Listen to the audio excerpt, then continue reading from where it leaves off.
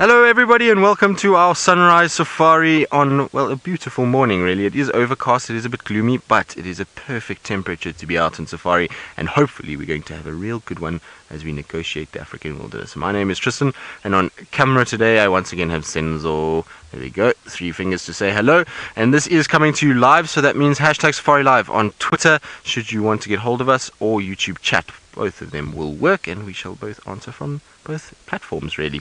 Right, now the plan is for this morning, we're going to go and try and check for Shadow and Cub. Now Shadow and Cub made a little appearance last night at that kill again. They have left the kill. Their tracks are coming southeast, which means that Treehouse Dam is the perfect place to go and look for them right now, and we're on our way straight there. So let's, without further ado, start heading that direction. Hopefully they're going to be just lying around the dam, playing, having a good time after their kill, but we might also find that they've moved quite far away as well. So that's the plan. If there's no sign of the two of them kind of around, or if they cross out, well then we'll reassess what we're going to do. Last night when I left Chitwa dam wall because of the moonrise debacle that I didn't get right, I went and was slowly kind of leaving Chitwa, and Hosano ended up crossing on to Chitwa just on the boundary with Little Gowrie. So if failing all of this, we're going to head that way and try and find Hosano that side and see where we can find him. He went down towards the dam wall and that drainage behind where we spent the afternoon anyway,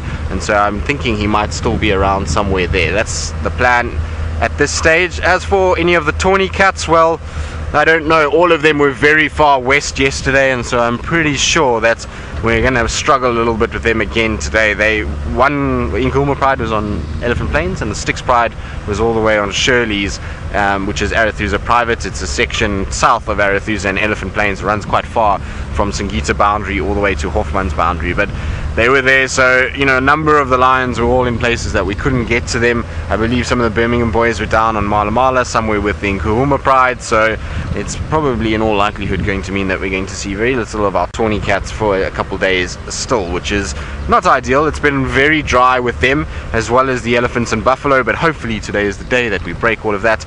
And before we go any further, I completely forgot to mention that it is Scotty 2 Hottie's birthday today, so say happy birthday to him, give him lots of love. He says he feels like an avocado today because it's his birthday, so we don't want him feeling like an avocado, so let's give him lots of love and hope that he has a really wonderful day. And from us on board the vehicle here, we hope that he has a really good day, and that he enjoys his birthday, and that he's spoilt by lots of little bush surprises and lots of amazing sightings. And I'm sure the FC girls will echo that sentiment. I believe they sang to him this morning, so I'm sure Scott feels is the top of the world if the ladies serenaded him with a little song to start his day. Now there are tracks for Shadow and Cub going straight south towards Treehouse Dam, so I'm just going to follow these along. I'll show you now which tracks I'm talking about. So Sens, trying to see like a nice one that we can show on the left side here. Sens, there's one there. I just want to try and get, can you see it? Okay, cool. So if Senzo can see it, then that's going to help. But there they are. You can see there's the tracks on top of the vehicle tracks heading straight towards Treehouse Dam. Cub on the far left, and then that Shadows track that we've just zoomed into now. And those will be from last night. She would have gone for water. There's the Cub track on the far left-hand side of the end of that stick. If you just go to the left for me, Senz. Other way.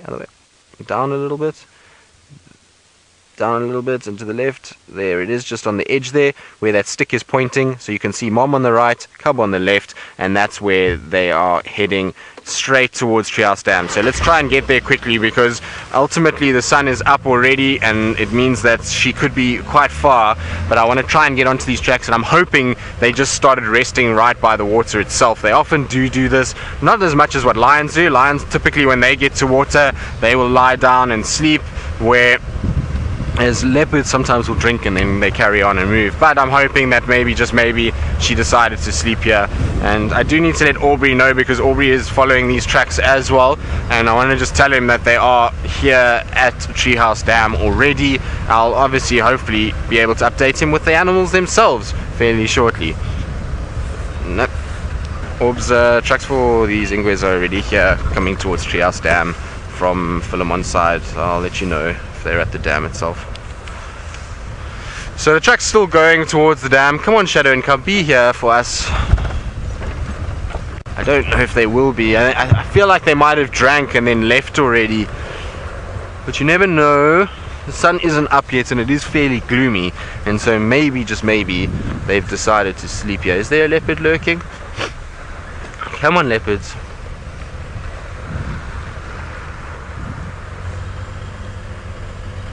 Ooh, Nathan, you want to know what the biggest cat we have seen? For me, the biggest of the animals that I've seen here would probably be the Djuma timbers. Those ginger and hairy belly, they were absolute monsters. Particularly their paws were just huge. They had the most incredible tracks, those two. So in terms of that, that's currently alive. Of the leopard world, Anderson in this area would definitely be the biggest leopard that we see. Then in terms of lions, difficult to say. I think Nena or Nsuku, one of the two of them, would definitely be the biggest of the lions that we see currently, but difficult to say. I mean, it's obviously it's a subjective thing, and without weighing them and kind of looking at them properly in a close-up situation, it's going to be difficult to know who's the biggest and who isn't. Now, I don't see any tracks for these two coming out here, which means that they must have cut that way. Let's just check and double check nicely. No tracks there, no tracks there, no.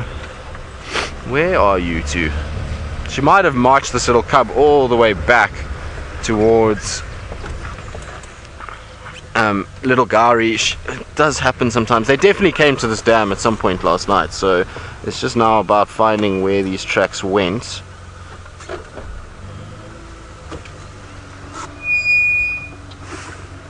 Right, that's not the tracks we're looking for. I'm pretty sure she must have come somewhere here, because at the end of the day, normally what she does is she drinks and then she comes out southwards here. There's two big paths that go southwards, and I've seen her use both of them regularly. So I want to just check. Hang on a second. Is that a buffalo track?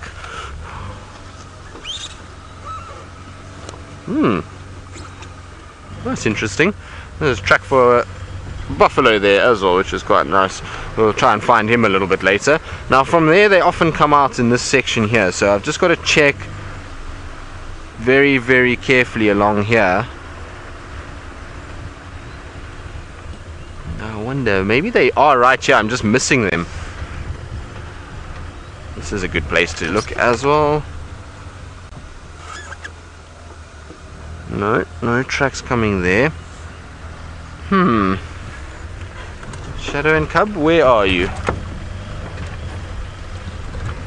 would have been nice if they were just at the waterhole. That would have made life a lot easier, but of course leopards are not like that. They don't make life easy. You've got to work for them, and I suppose that's part of the allure of a leopard, is that it's never that simple, and it makes you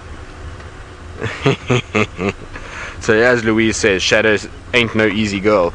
So no, she's not. She can be a little bit of a handful sometimes to try and find. Hence the name Shadow, can be a little on the tough side. She likes to kind of hide away and get away from you, and to try and kind of just have her own time, which is okay. I mean, there's nothing wrong with that. She's a leopard after all. She's welcome to it. So you just have to look harder and try and find her. But no tracks that I can see coming this way, which means that I've either missed the tracks going towards the dam wall, or she's lying somewhere behind me and I just didn't see her, which is also possible. A leopard does camouflage incredibly well, and they could very well be lying somewhere close by and I've just completely missed her, or she just didn't go down to the water and carried on past it and carried on to the east.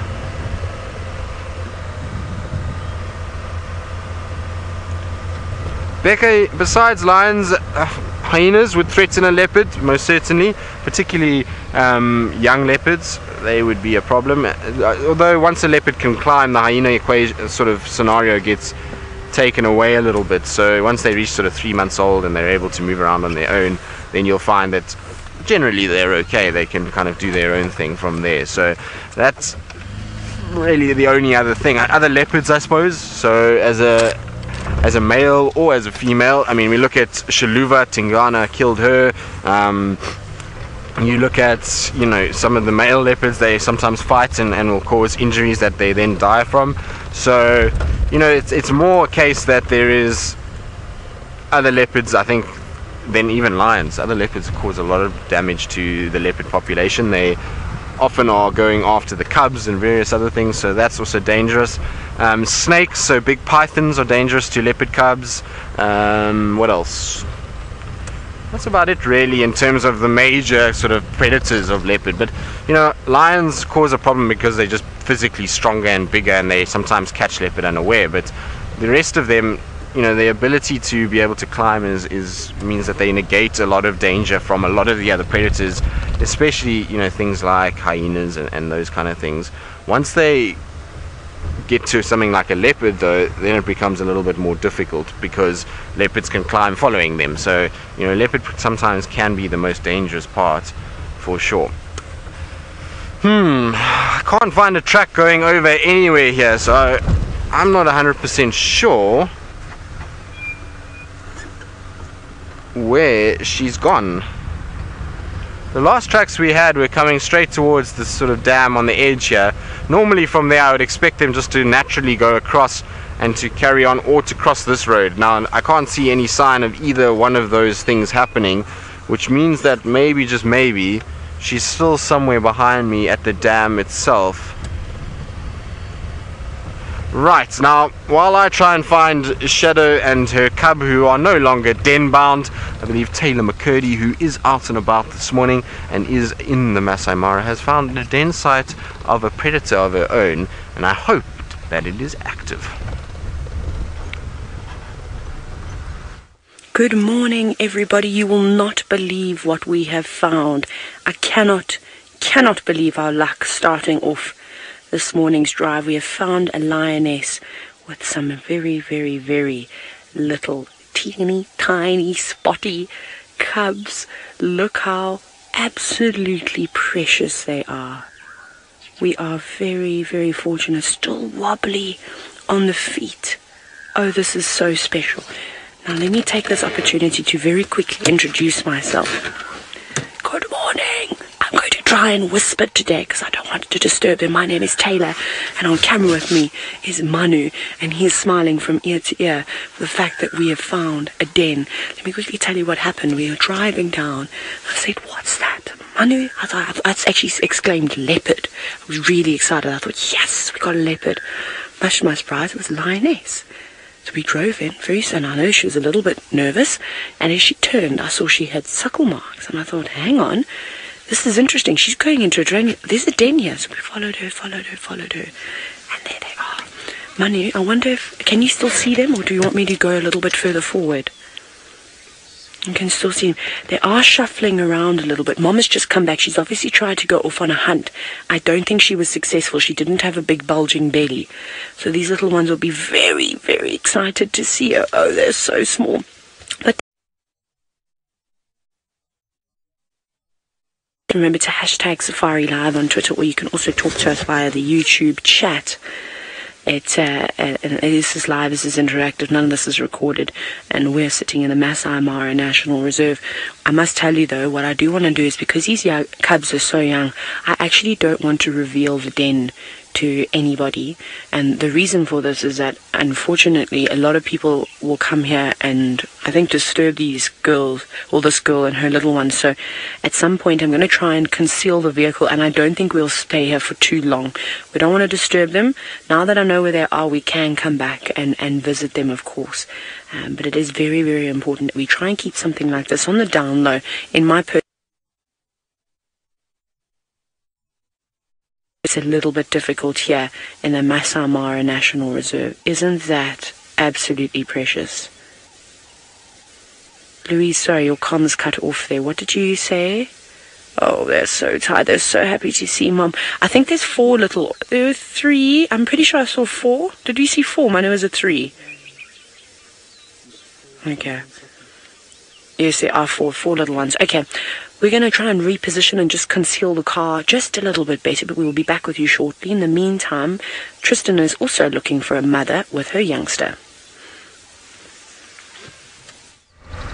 I am indeed, Taylor. Not much has changed in the few minutes you've been away. I literally just doubled back on myself and haven't found any other sign of anything. But how exciting is that to have little lion cubs? That's super cute. So I'm hoping Taylor will have a wonderful morning with that and that they don't get disturbed too much during the morning by lots of vehicles. But it should be wonderful to see. I believe they're very, very small, which is always cute. Little lion cubs at that age are just the cutest things. So I'm sure Taylor is absolutely smiling from ear to ear. She loves lions, and so that's a great way to start today. And hopefully, like I said, it will be the same for all of us. Hopefully we'll find our leopard and cub, and then Scotty will find whatever animal he wants to find on his birthday.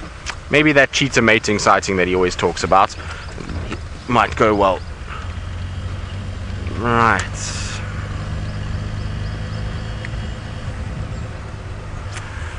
Don't know where she's gone. I honestly don't know where she could have kind of crossed over. She might have gone to drink and then down this drainage line and then crossed off Shabamu side maybe. I have no idea, but she definitely came down this way. It's just so weird that her tracks don't come out on the southern side. I would have expected her either to be at the dam or the tracks to be just on the southern side of the dam itself, and her kind of walking either back towards Shabamu on the road or trying to kind of cross into the thicket. Oh no.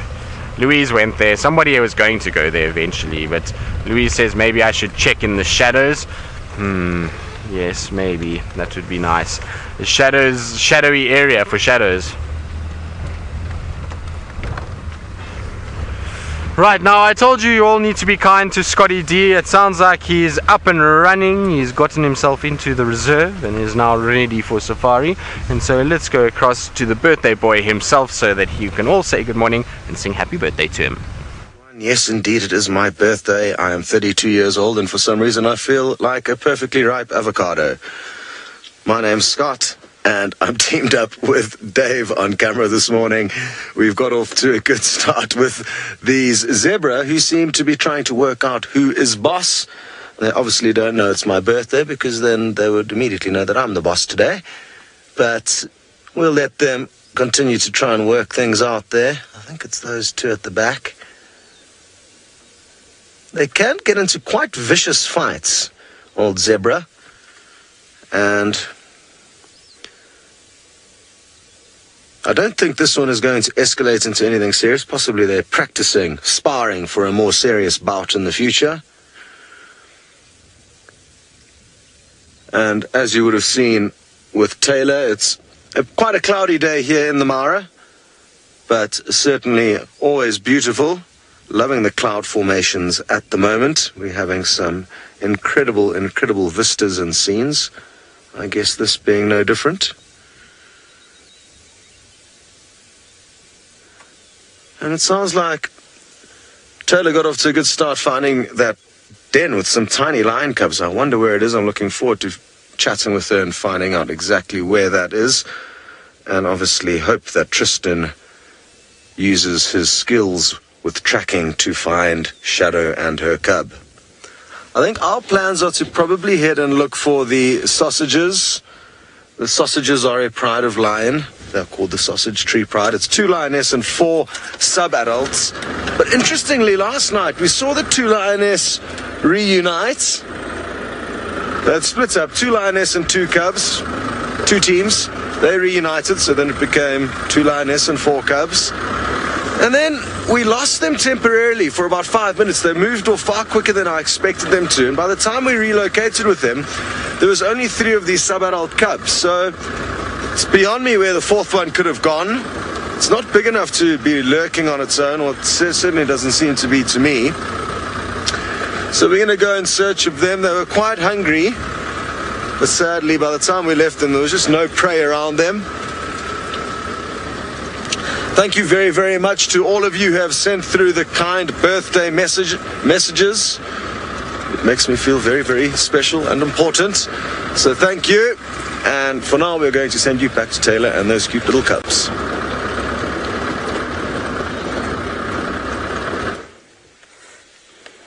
Oh, this is such an amazing sighting. They are so precious. No, it is a little bit difficult. Of course, she's tucked them away. She's such a good mother.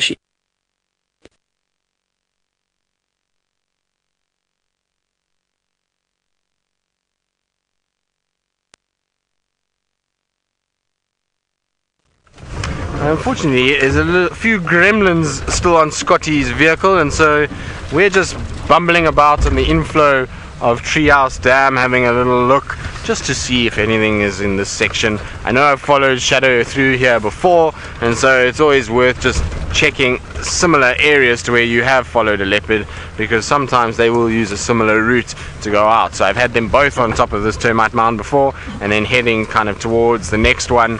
So we're just going to try and follow on that route and see. Maybe I get lucky, maybe I don't. It's really up to Shadow to try and kind of show herself. At the stage though, I don't think anyone's seen any tracks further than Treehouse Dam, which is super weird, because the sort of roads around Treehouse Dam are all soft, powdery, lovely roads, which should make seeing both her and the cub tracks absolutely a cinch, which is not happening. So it's a bit weird, to say the least. Of course, it is also completely ridiculously thick inside here in places, which means that even though we are kind of looking and trying to scratch around and trying to see and trying to kind of negotiate a thicket, she could be 100 meters from us and we wouldn't even know in terrain like this. It's thick enough that we would just kind of, she would blend in, and it would become increasingly more difficult for us to actually see where she is.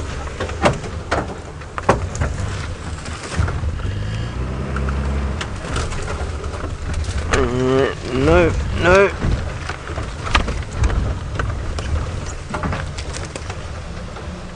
Michael, of all the offspring that Kruger's had, which one is the hardest to track? Ooh, sure. I think her first litter, Thandi and Shadow, have been a nightmare. I've had many hours on foot with both of those trying to find them, and many hours searching for them with no luck. So I think both are fairly sneaky in their own regard. Maybe Shadow a little bit more when she was younger. Thandi seems to have taken on her sister's trait as she's gotten older, which is quite interesting. Shongile has also been tough to track. I've struggled with her as well when we get these kind of young female tracks. Even when she was being seen regularly, she used to be here for 2-3 weeks and we wouldn't find her, so she's been quite tough to track as well. I suppose it depends on the area that they're spending time. You know, Hosana and Duna, Mishu, they were fairly simple because they used to hang around a lot at Twin Dams and, you know, Treehouse and these kind of places, and that was made it a lot easier in order to be able to find them. You just check the water holes and generally find their tracks, and they were fairly kind of creatures of habits. I mean, we look at Hosana, he generally just kind of goes from water point to water point. He spends very little time actually kind of crisscrossing through blocks, and he tends to walk a little bit on the roads, and that makes it much easier in order to find him. So I think, you know, it depends. For me, I think the girls have been the hardest by far. I've struggled with both of them a few times, so Shadow and Thandi would be an equal draw as to who's the hardest to track. Funny enough though, Karula wasn't too bad. I mean, she didn't walk on roads much, but she was actually, you know, once you got her tracks, and if you just put some effort in, you generally could find her fairly easily. It's the two daughters though, the first litter is just, like I say, they're a nightmare. They go into thickets all the time, very seldom walking on roads. It makes life incredibly difficult when tracking, especially in the summer months. You know, in winter you can track through these blocks easily because you can see tracks on these soft little powdery paths that are made by all the animals, but in summer, the light little females like Shadow and Thandi, their tracks just disappear and it becomes really tough to find them. The other weird thing is that I highly doubt that the cub and mom were just going to go straight across the road without stopping and walking along the road a little bit, and so I'm surprised that we haven't picked up anything just yet. Now, I suppose females are a little harder to track than the males. It depends which males as well. I mean, Anderson is probably one of the hardest leopards I've ever had to track in my life, just because of how fast he moves. You can have fresh tracks where you've heard him calling and you find his tracks and he'll be way ahead of you already long before then. So he's, for me, is one of the tougher guys to find. I've struggled with Anderson a lot, so I think it depends on which individual you're tracking. Each one of them has got their own kind of personalities. In terms of seeing the tracks, obviously a female track is smaller, she's lighter, and therefore in some areas it's difficult to see their tracks or pick them up, whereas the male is slightly heavier and bulkier, might leave a little impression that you are able to see. So it always depends on that, but Anderson, I think, is still by far the hardest leopard. But other than obviously leopards that are very unrelaxed and skittish, because they are very difficult to find. But at the end of the day, I think, like I say, Anderson is probably the hardest. Right, well, I'm going to try and just check around here a little bit more, see what else I can find. Nothing of interest so far, nothing in terms of these tracks. And so while I check around, let's go back to somebody who has had luck and does have cute little cubs. We are so lucky. Sorry about that earlier. Oh, it seems as though the gremlins got us. And rightly so. Maybe they don't want us to spend too much time here. And thank you very much, lovely lady, for lifting your leg and now showing everybody all the little cubs. That is so precious. Now, they're very, very young. I reckon their eyes have only just recently opened. So I would say they're about 3 weeks old. Maybe just 3 weeks old, in fact. Which is very lucky to see them. We've actually been driving around here and spending quite a bit of time within this area. The 5 musketeers, the cheetahs, were actually almost around here, and there was a female cheetah too hanging about in the area. So I'm very happy that Mom is back, and Mom's been looking after him. We probably just missed her over the last few days. But isn't that a nice little surprise before we head back across the river? So, I would absolutely sit here the entire game drive, because I know what's going to happen is once they finish suckling, they're going to be quite excited. Now, Ginger, you're wondering how old are lion cubs when their eyes first open? It's anywhere between 10 and 14 days or so they could actually be a little bit less than 3 weeks. Maybe even they're only just 20 days old or so. They're still slightly wobbly on their feet. Typically, 3 to 4 weeks or so, they start to lose that wobbliness and they're able to move around a little bit more. And then at about 5 weeks, they can move around, they can walk, they'll start to run. They'll still be a little bit clumsy. It's going to take some time for them to start developing the necessary muscles that they need to walk properly. And I really, really hope that Mom takes care of them. I think she's doing a sterling job already, and I'm very thankful that she has allowed us to view them, because what she could have done is that she could have run away. And she, like I said, she looked a little bit nervous, but she ducked down into the lugger. She jumped over the water. It was a huge leap. And then she was fine. Then she sat down, and all the little cubs were very excited. I actually didn't even hear a peep. She didn't make a sound. And sometimes what lionesses will do when they're approaching a den is they'll start sort of that soft calling, and then you'll hear that wow of the little ones. And they can make sounds straight from when they're born, these youngsters. And that's obviously how they move around and communicate with one another, because they can't see. Now, Aya, you're wondering if I think that it could be a first litter, and no, I don't think so. When she was staring at us, and maybe you'll see if you go back and take a look at some of the screenshots, because I'm pretty sure you all would have taken some screenshots. She looked like she's not a particularly old lion, but I think she must be about maybe 5, 6, 7, somewhere around there, between 5 and 7. She's not too young, she's not too old, so I think this could maybe be her second litter or so.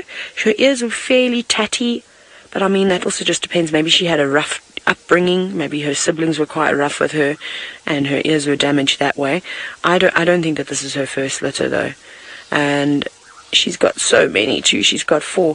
Every time I've ever seen a lioness give birth for the first time, normally it's 2 or 3, sometimes even just 1 cub, and then normally a bit more after that. But maybe that's also just a coincidence.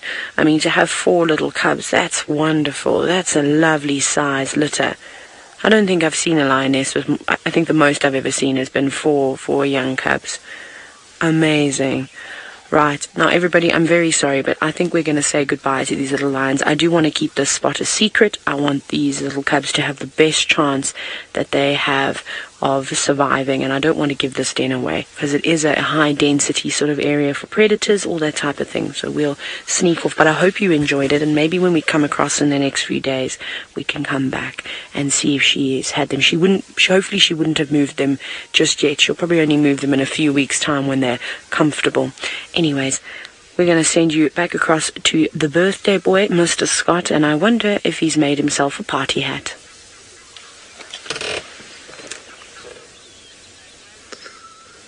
Well, good decision, Taylor, to keep those cubs nestled away and without too much attention from other vehicles. We had some fun with one of these elephants, there was a youngster who was kind of running around. I'm not sure what it was chasing, but it was having a serious temper tantrum. It could have been chasing a small bird or possibly a small animal like a mongoose. I'm not too sure. We're quite a long way away from them. But sadly, it seems to have stopped its playful antics. It was charging from left to right, trumpeting.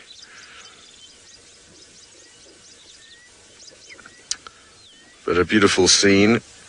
And there seem to be a lot more elephants in this part of the reserve over the last few weeks than there were when we arrived here a few months ago.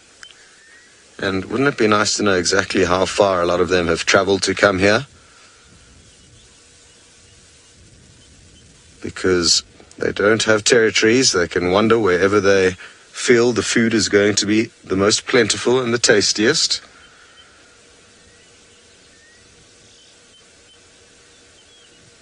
And they're certainly enjoying the effects of the rain. Serious rain, but before that we used to get almost daily rain showers, and it was a little bit abnormal to get so much rain during September and October.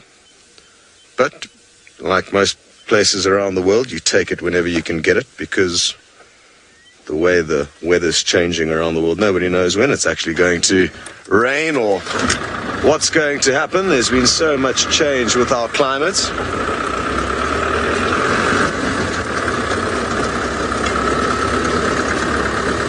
Hello, Erin, you'd like to know, what do the guides do to prepare before and after, each safari?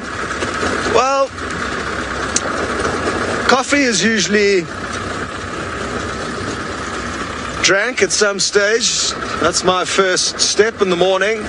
And then it kind of depends. I mean, now because I've been using this vehicle and we don't have many presenters here, I can keep all my stuff in the vehicle without having to take it out because we're not swapping with the other guys.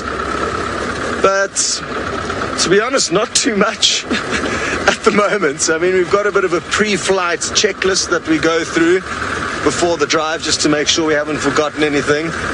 But it's all become second nature. Binoculars are very important. Mine have got a fancy beaded strap with some gold bling. Let me actually stop so you can see the gold bling. There we go. So binoculars are very important. And most guides, will have a couple of books, camera, binoculars. You've got your kind of kit. Mine comes in this box. Very nice. And it depends. Sometimes you have to wake up the cameraman if he's overslept like today. Dave was fast asleep by the time we were supposed to have left. So there's a few things that you do like that from time to time. But it's all kind of second nature for now, and there's not a huge amount of planning that needs to go into what we do. We just get down to the bottom of the hill and choose which way to go.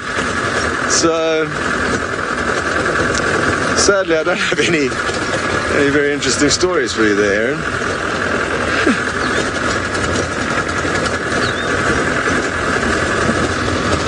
Dave, I do not have a party hat with me, but maybe I'll craft one for this afternoon's drive. One of those hats with beer holders in them would be quite convenient.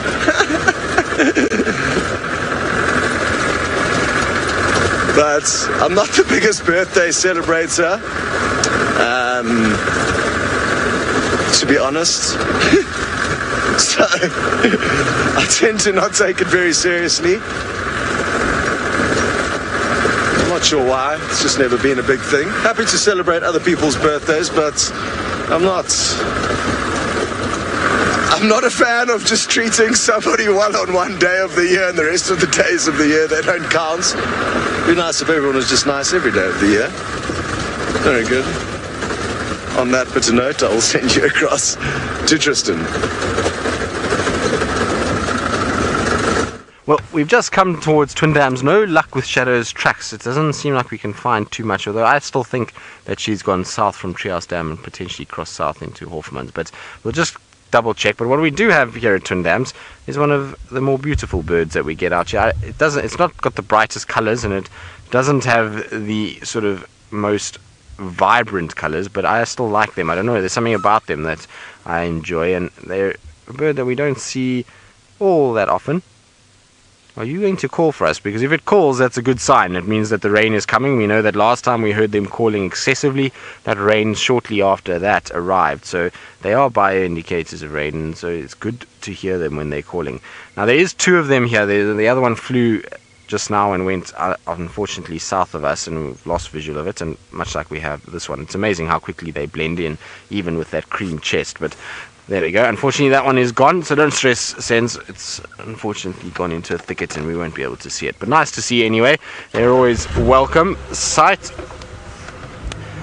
But I don't know what Shadow and Cub did. They must have jumped the roads to try and get somewhere, because it can't be that they just disappeared. I mean, if they're not at Treehouse Dam, we should have picked up their tracks somewhere. They must have just crossed straight over and we missed them. I'll happily admit that sometimes we do miss quite a few tracks, and so you know, the nature of us driving and talking and those kind of things, tracks are sometimes missed, which is, like I say, the way it goes. It's not the worst thing, and it's not the end of the world, but we'll hopefully find them.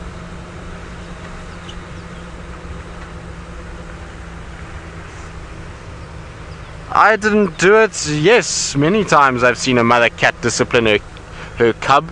If you think back to a sighting that Brent had of Kruger and the two cubs, trying to kind of keep them away from the crocodile here at Twin Dams, where she was constantly hissing and growling at them. You also find it sometimes when they're on kills. You'll find the mothers will sort of lash out at the cubs from time to time. I've seen it with, who else have we seen it with recently?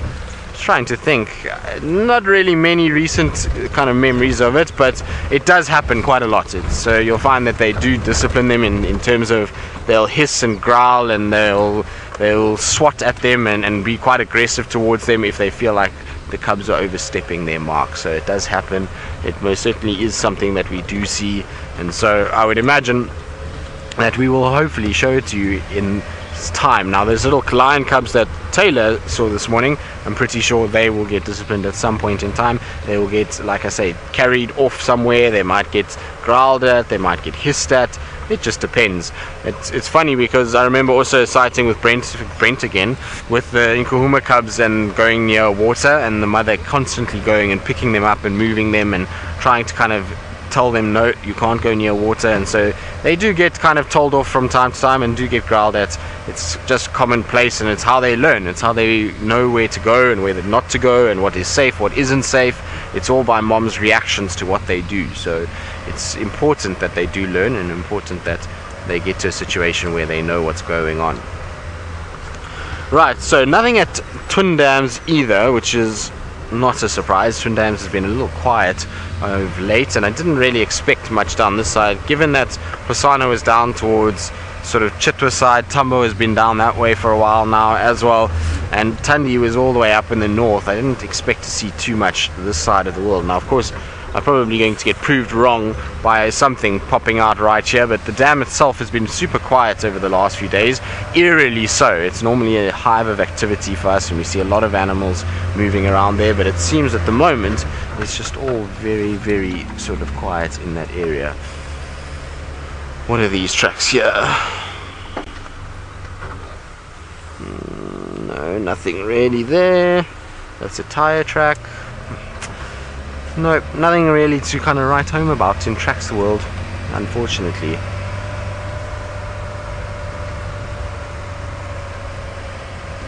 Leonard, Shadow and Cub are not from the same litter, because the mother is Shadow and the cub, hence Shadow and Cub.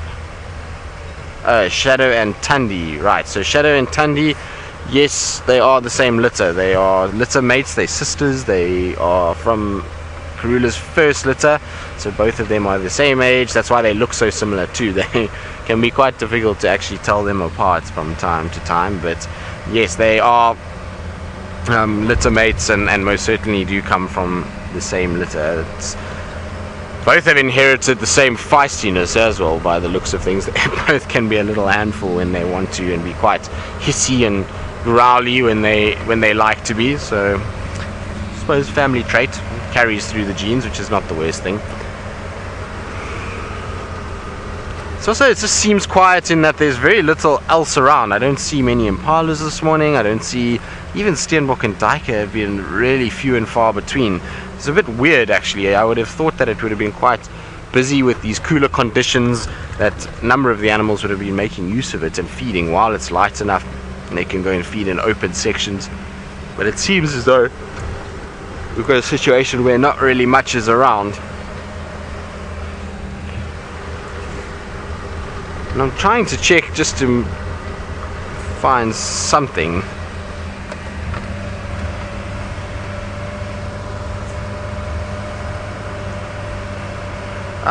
You're asking if I've seen a big cat that doesn't really have a mothering instinct. No, the answer to that is no.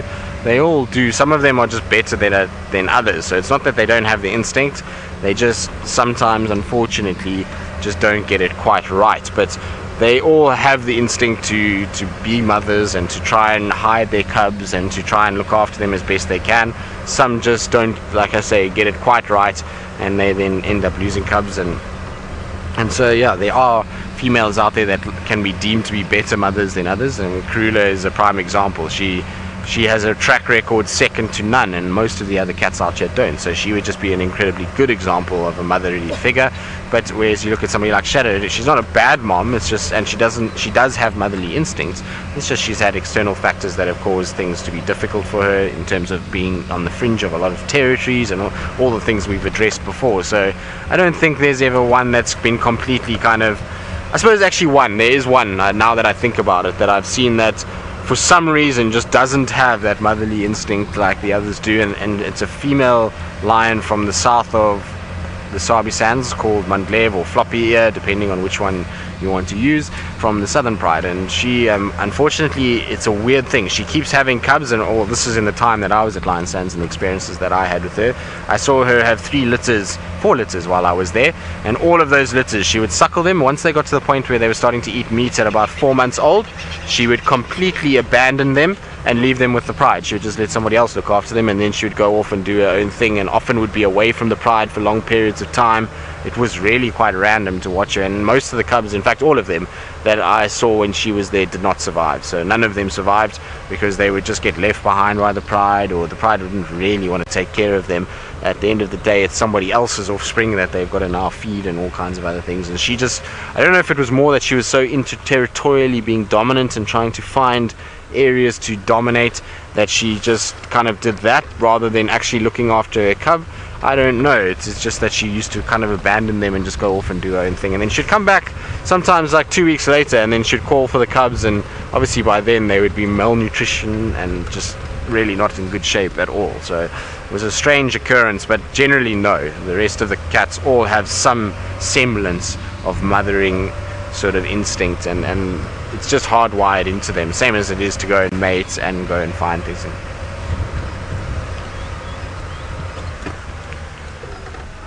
Becca, litter mates, would they recognize each other throughout life? Probably. Would they be tolerant of each other?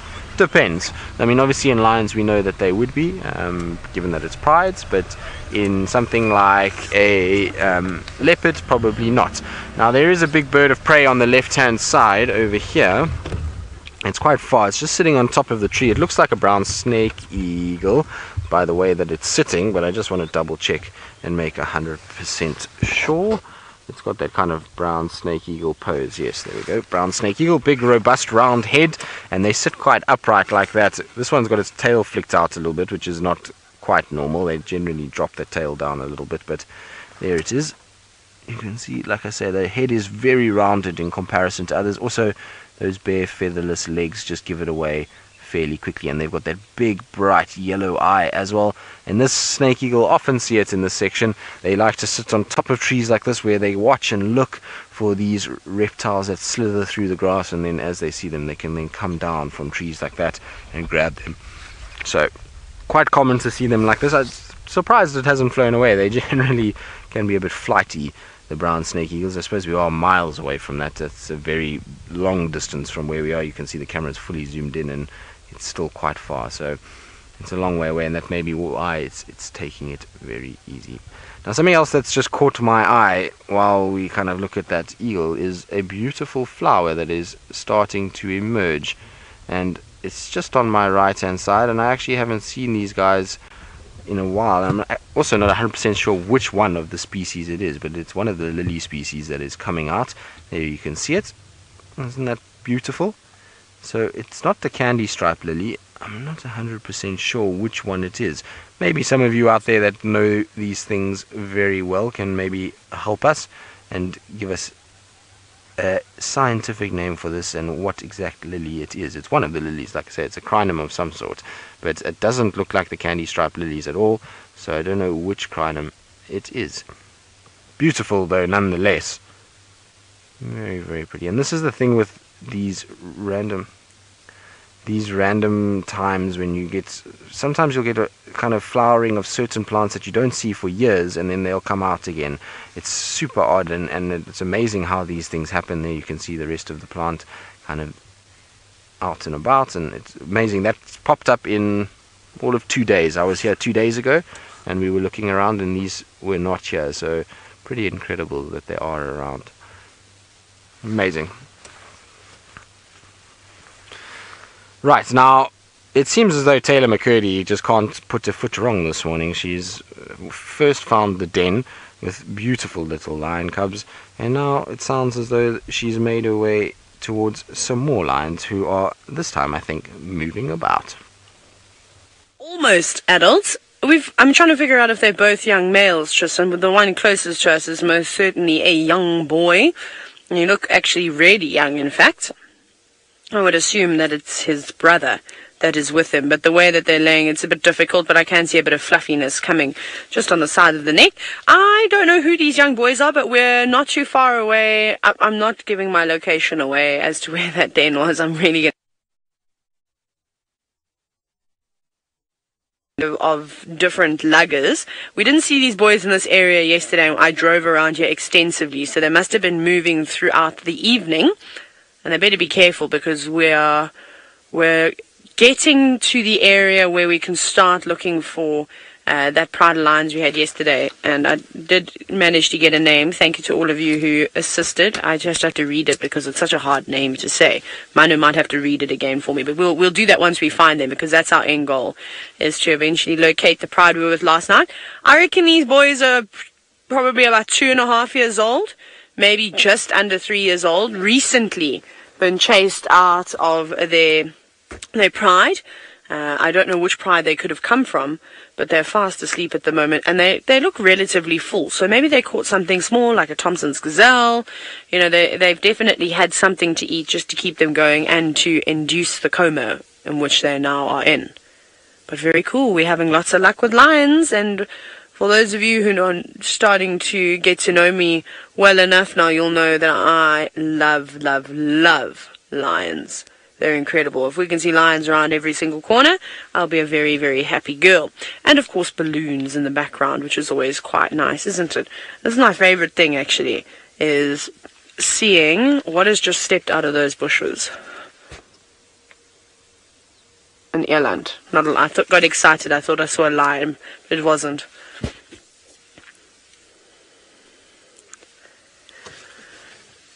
Now, Futon Dreams, you're wondering if the flies on this lion's face is a sign of poor health. No, not at all. Obviously flies will sit on anything. These are these annoying tiny little midges. They're little biting flies. They really are horrible. I think that's what I actually got in my eyes. They swarm. So no, they're just trying to get sort of moisture off of around the eyes, around the nose, around the mouth. If they had been eating anything, you might find that there's a bit of residue from whatever they were feasting upon, and they're, lapping that up. So it isn't. So typically if you see an animal that hasn't got any ticks on it, unless it's a domesticated cow that has been dipped and purposefully has a toxin on it to try and get rid of the ticks, then that's actually a sign of an unhealthy animal. When ticks don't even want to live on a mammal, then you know there's something wrong. Ticks are healthy. They're actually a good sign of an animal's health. Flies, however, are just annoying. They just sit on everything and anything, dead things, things that are alive. There's just so many of them around out here. We've also had lots of rain, so the insects sort of populations are booming at the moment. But they're fast asleep. I don't think we'll stay here for too long with these boys, because our mission is to, of course, go and try and find that big pride of lions and see if they were successful last night. So we actually might move off right now. Manu, which direction do we have to go in? Keep going. We're still going in that way. Okay.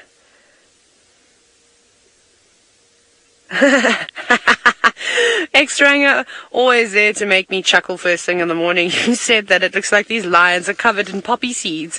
Are they perhaps a lemon and poppy seed flavored lion? Maybe, I'm not sure. Manu, why don't we go out and lick one of them and see what they taste like? Yum. No, sis. We won't be doing that also because you'll probably be eaten. Okay, I think let's say goodbye to these boys. It doesn't look like they're going to wake up at all. Absolutely. Maybe they'll get up a little bit later, but for now I really want to find that pride of lions. Thank you, chaps. Be safe out there. Keep out of the jaws and the claws of any big males that are around here. Boxer nose and earless could be about. They better be careful. Right, we're going to make our way towards the road. It seems as though the birthday boy has now been rewarded with his first cat sighting this morning.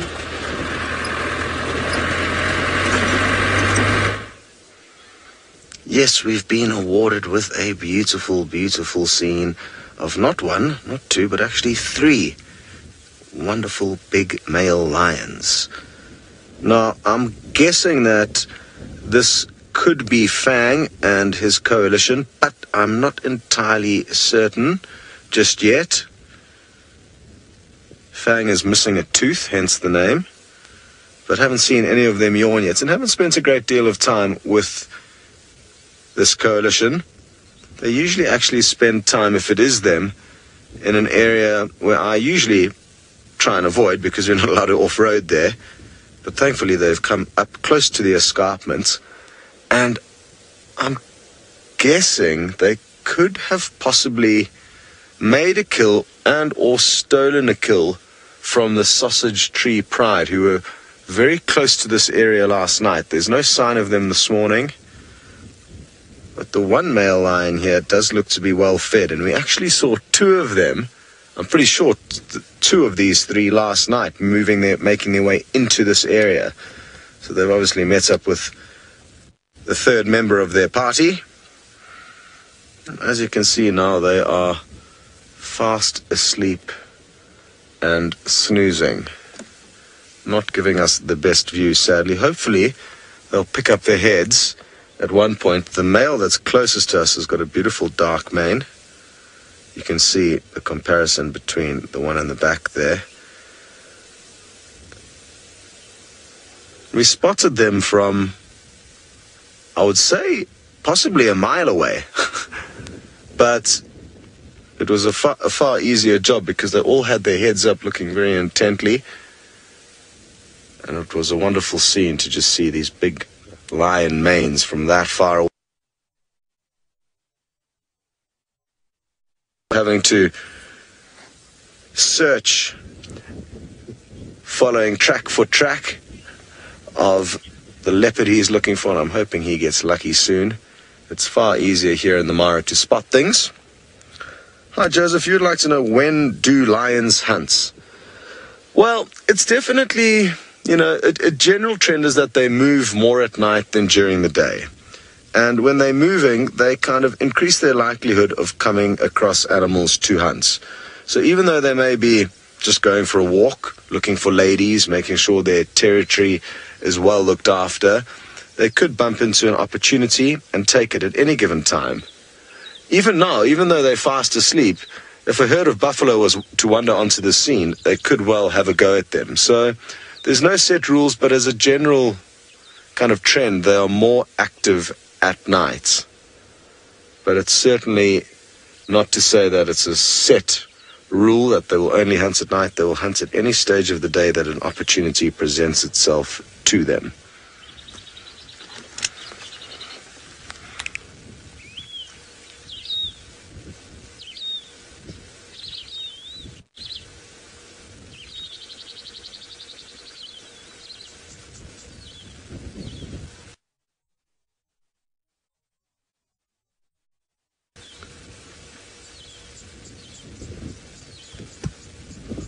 just scanning down in the plains below us quickly.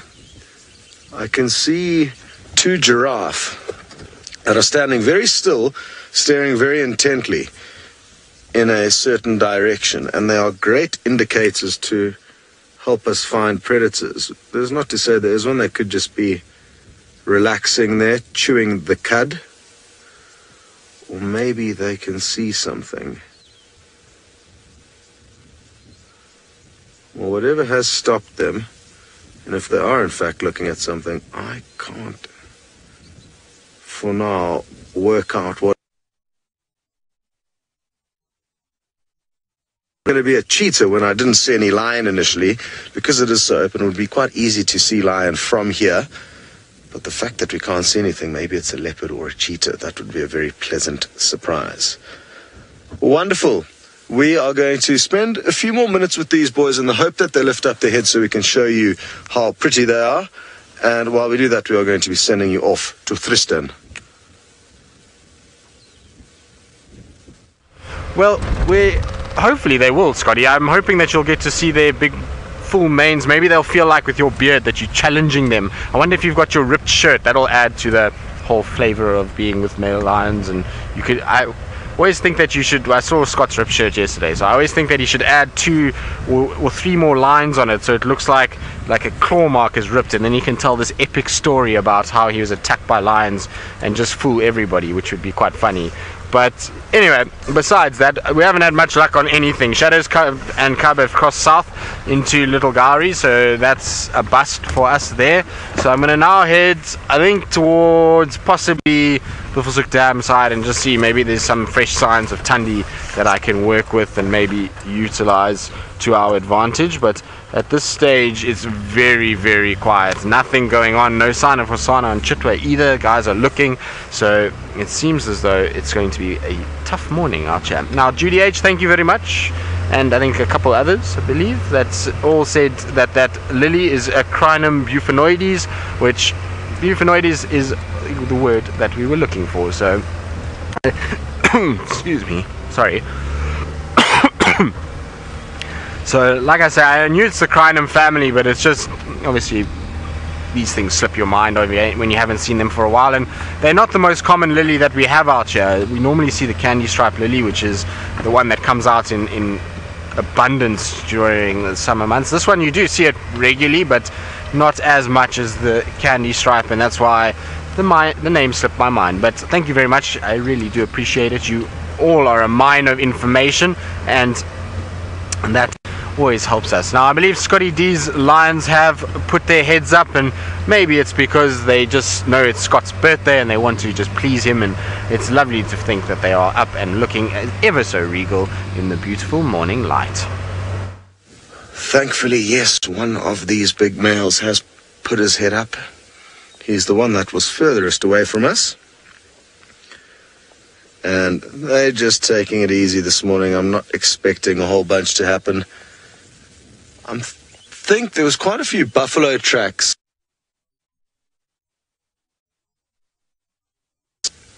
moving away from this area, and I'm wondering if they didn't manage to snipe one of the youngsters out of that herd last night. There was certainly looked to be a lot of buffalo running by looking at their tracks, but not too much in this general area to get them excited during the daylight hours. It'll be good prospects for this evening, though, to come back and spend some time with these boys. It would be wonderful to get nice and close and hear them roaring.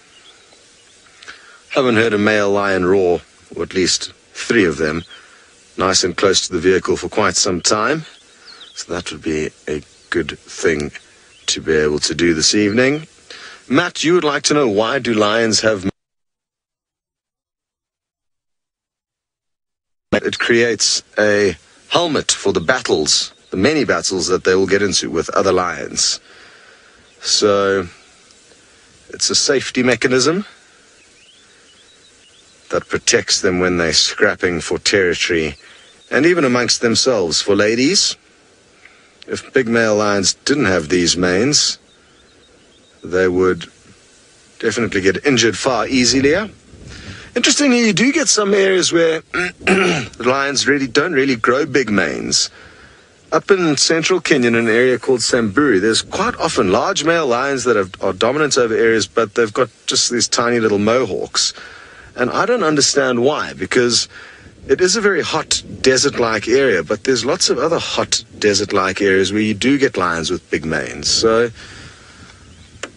that's a little bit of a strange one that I'm not too certain how it works.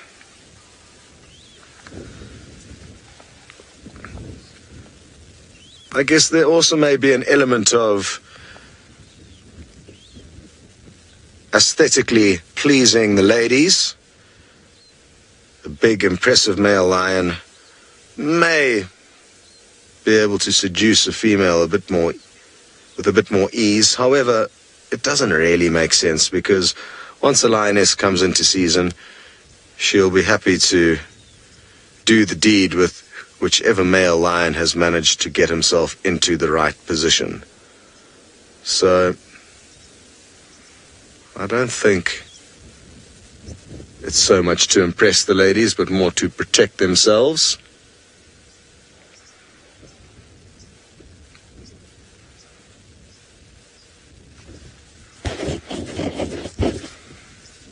Now, what's another thing to think about is that there was a report that I got yesterday from some of the Angama guides saying that there's some new lioness in this general area that we're in now that they've been seeing with some tiny cubs. And I'm wondering why, if that's not why this coalition has moved into the area. They may be trying to get rid of those cubs and therefore be able to mate with those lioness. Or maybe they are, the offspring of this coalition and they're just coming into the area to check on them.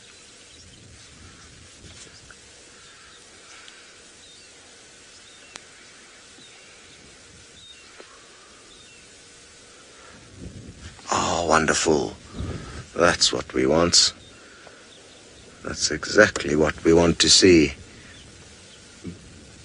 Oh, he is a beauty. What are you looking at behind us there? Is it a buffalo that you'd like to go and eat? Can't see anything behind us. And we are going to get some great views now as he walks straight up towards us, and I'm guessing he might nuzzle up against some of the other males. They can be quite affectionate, these big boys.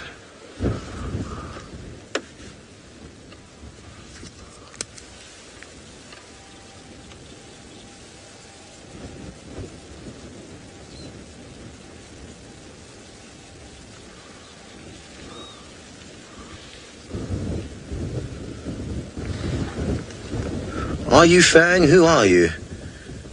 I'm not too sure. See, this individual's not as well fed as the other one, so maybe the two that we saw last night was this one and another, and the one they met up with may have had a better meal. Here we go.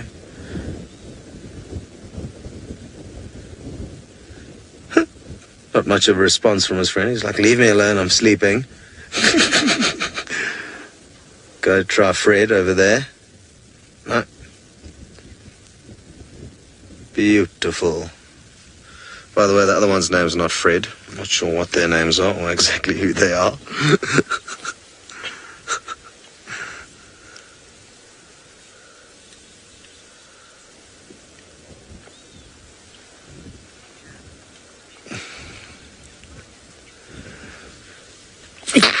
Excuse me. Hi, Becca. You'd like to know if lions that are not dominant will ever starve because they permanently keep getting pushed off kills. Yes, I guess that certainly is a reality. If you get young male lions who are flying below the radar, often lurking in a dominant male's territory, which they kind of have to do as they grow up, they could be unfortunate enough to continually be chased off by the resident males.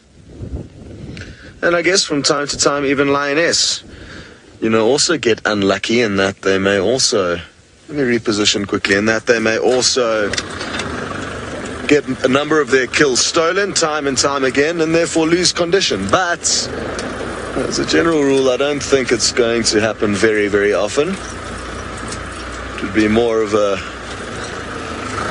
unique scenario than something that happens commonly.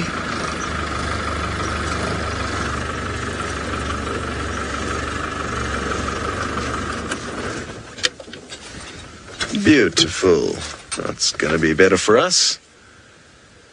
Now, I have just noticed what these lions are looking at. So I'm going to just enjoy these views that we're having of them now before I show you. But basically, there's a giraffe, and I think there is a youngster with a mother that's making their way down the hill in this general direction. And to see these boys go after a giraffe would be a serious, serious spectacle to behold.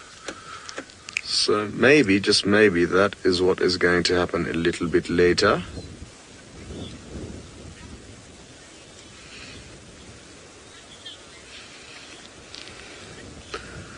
Hello, young Aaron, just 7 years old.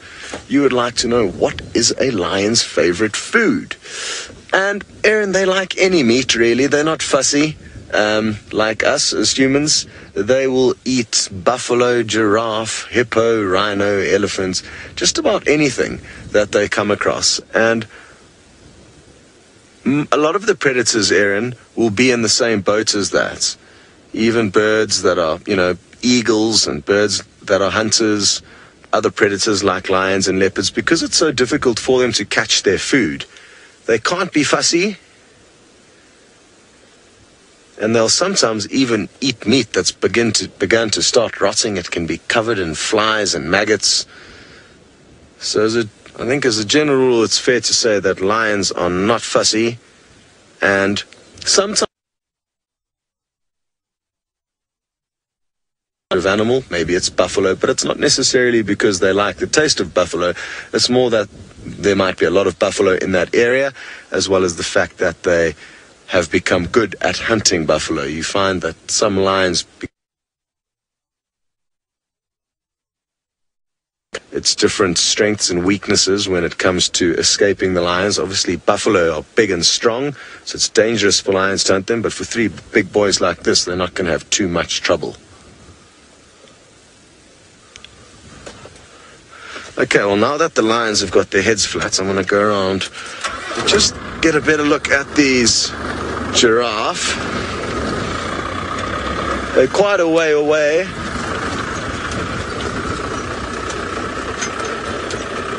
Well, while we reposition, we're going to be sending you back to Taylor and the third set of lions she has found for this morning. We are on a roll. We are on a roll. I love it when we have days like this in the bush. It is very cool. So we're back with the pride of lions that we had yesterday. Now you have to excuse me because I'm going to open up my mobile device. The little signal that I managed to get yesterday, I managed to just take a screenshot of the name that, well, people have given this pride. Olo missing Ioyi. Olo missing Ioyi is apparently the name of this pride, and it's the pride that, of course, boxer nose and earless sort of tend to. Now, I just find it's interesting, of course, that this is another name, because when I asked all the locals, they all gave me the name balloon pride. And anyways, I mean, these guys work here and are constantly interacting with these cats. But anyways, that's another name of the pride. I don't really know, and I don't really mind whether I know the names of the prides or not. I'm just happy that we've got some cats to show you. But unfortunately, they were not successful last night. So they actually fooled us a little bit from where we left them.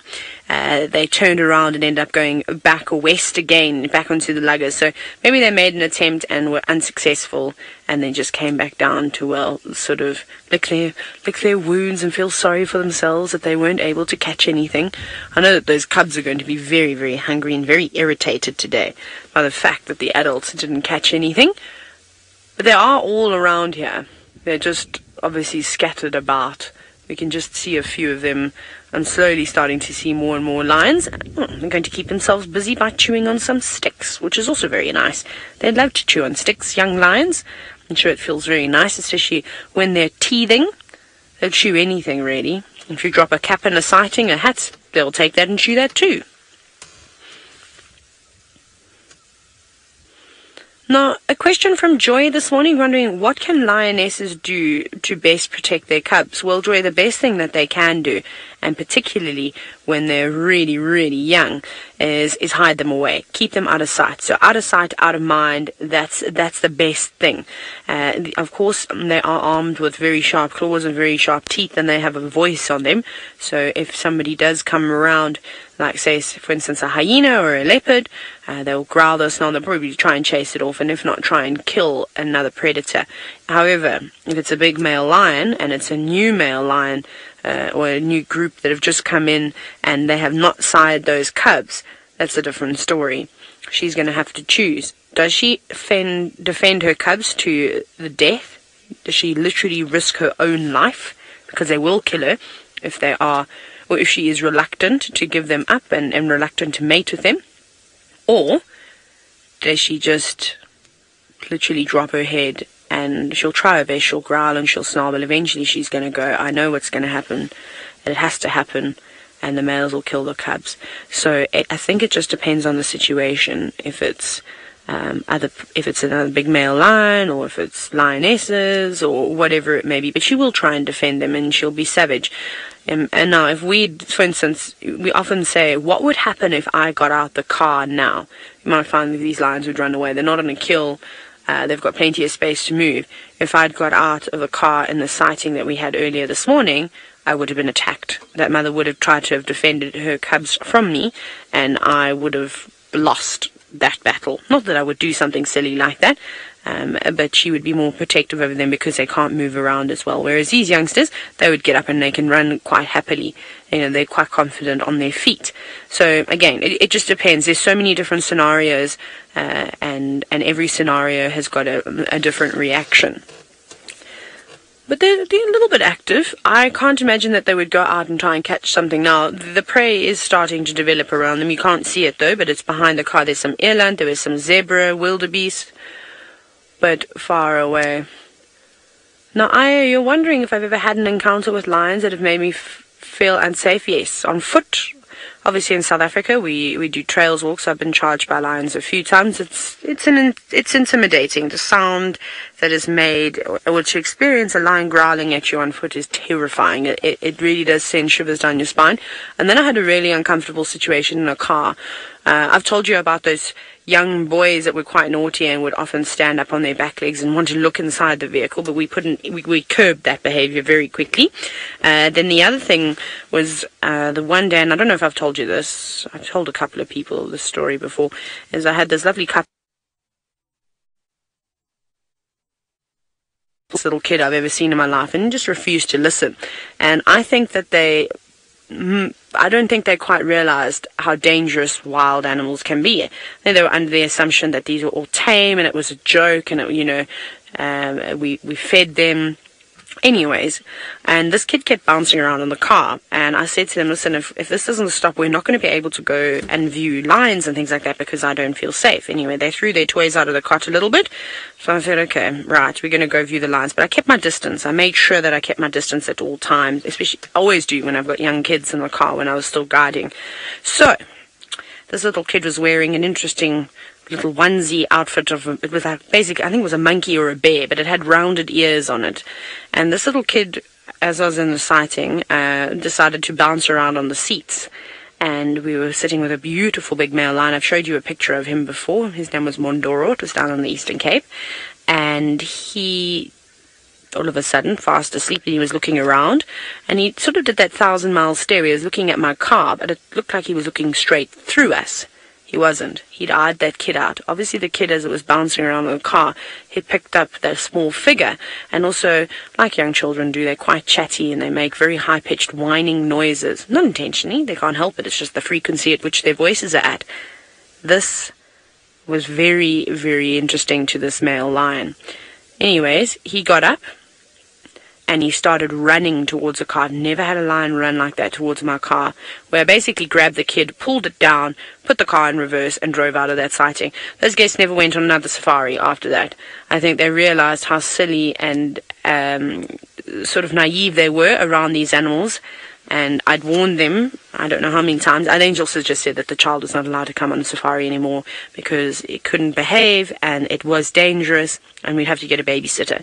They were on their last day though. They just decided to give it a skip. I think they were petrified. They went from being lovely and tanned in the African sun to white, the color of milk.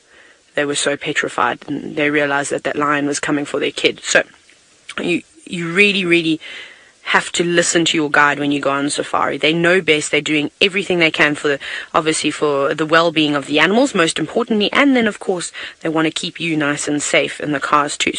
So every time, if you have gone on a safari or if you do go on a safari, I promise you, if your guide says something to you, it's not because they're trying to act sort of superior and in charge and want to have this power about them. They really are just doing it for your safety, so it's important. And don't bounce around in the car. Sit quietly. I mean, you can talk normally, you can sneeze, you can laugh. That's obviously depending on the situation, of course, but your guides will give you guidelines and they really, really do mean it. So yes, I have had a few very, very uncomfortable encounters. But our lions are not doing too much today. Now, Manu and I are actually on our way back towards the triangle. So what we need to do is head towards the Purungat Bridge. And the reason why I want to get down there is I want to see if I can find my favorite pride of lions. Those 3 lionesses with the 4 sub-adults, and maybe Notch 2 will be around. It would be nice to see him again. So we're going to start heading in that direction. It's quite far away. And while we meander along the Mara River, I'm going to send you back across to Tristan, who's not having luck with the cats, but he is having a great day tracking. Well, I don't know if I'm having a great day tracking. There's not very much to track. I'm just checking for tracks and I've really not had too much going on. It's been all fairly very quiet actually, and there's very few animals anywhere to be seen. It feels deathly quiet. Now I believe there is a spider web on the lens. I do apologize. Let's get rid of that. It's the area that we're driving. Nobody else has driven here this morning, so we do get a few spider webs here and there, so do apologize. Pleasure, Louise, no worries whatsoever.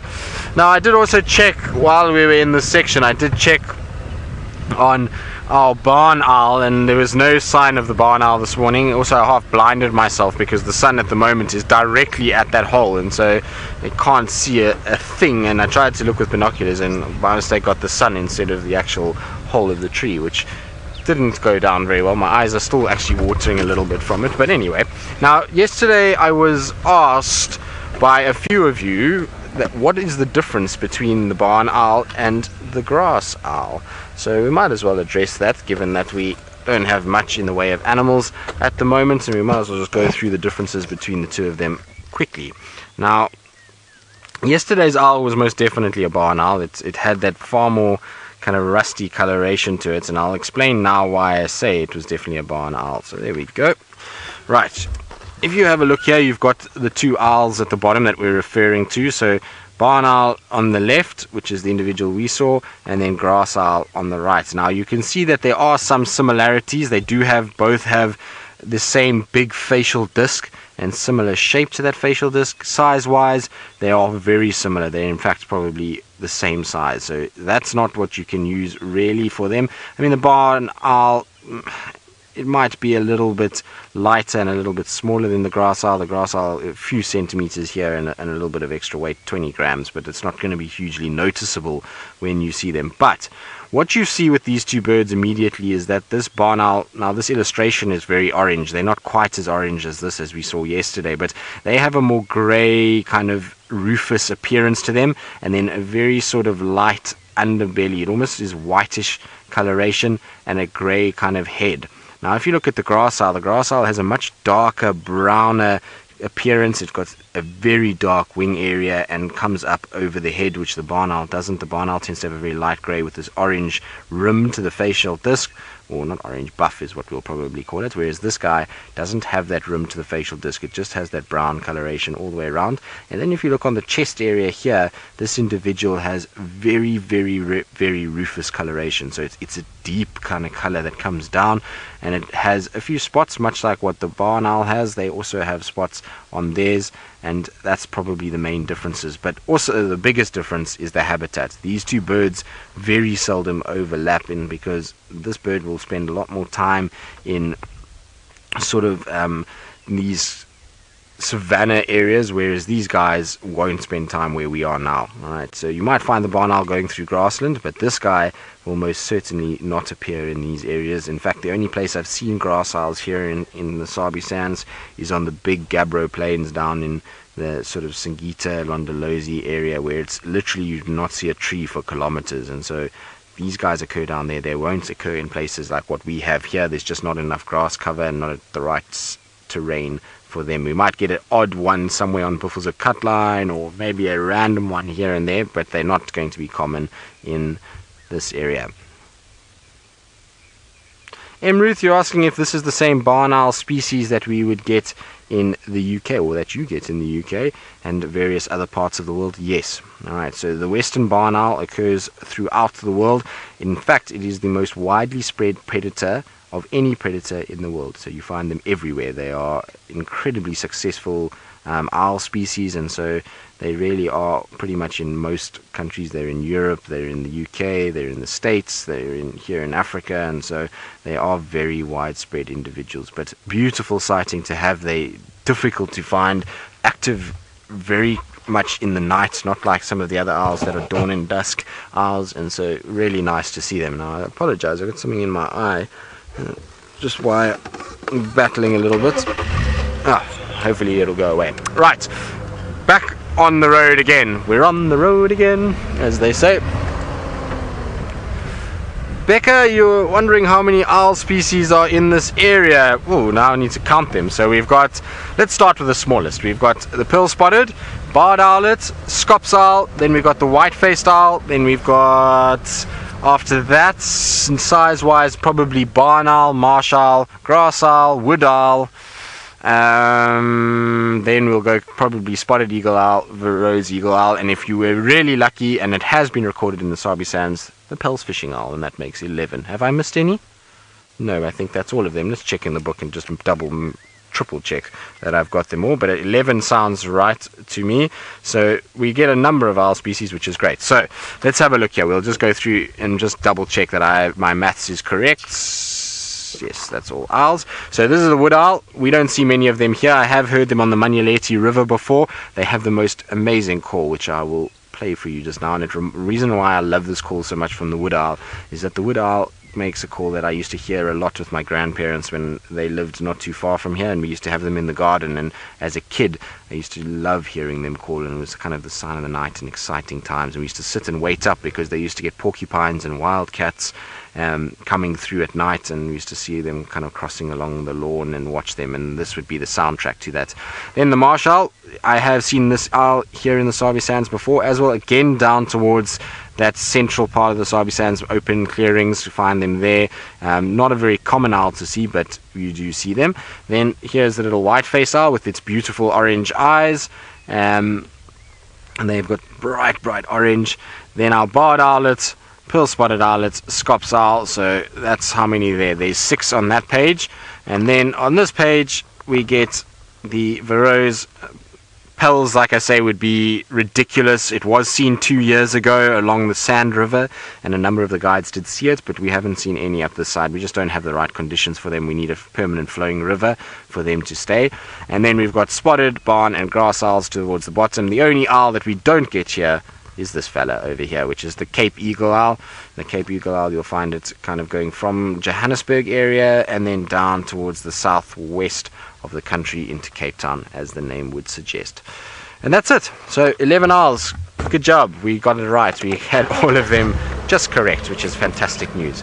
Right, now I'm checking in this area because, well, I was hoping for a little bit of potluck when it came to Thandi. Her tracks are just over here, the last ones from last night, crossing in this direction, and so I was wondering if maybe, just maybe, you never know, that she came back out of this section and came back onto Djuma side. It seems as though she hasn't, but worth checking around anyway. So we're going to do a few loops in this area, just check, see, maybe we get lucky. I thought she might still be on a kill. Of course I could be horribly wrong and she might not be anywhere near here, but it's worth checking, and even if she's not here, maybe we just find a track that she's come back or she's moved south or whatever the case may be, but at least we get some sort of indication of maybe where she is and what she's been up to. Right, now I believe Scotty D, who is still in the Mara, of course, because, well, he wouldn't not be there, given that it is a work morning and we are out and about. But he, I believe, has a very nice situation where he's got both predator and prey, and I wonder if they're eyeing each other or if one is oblivious to the other. Yes, sadly my teleportation device is broken, so I'm still here. Wonder where I would decide to go if I could teleport myself somewhere now.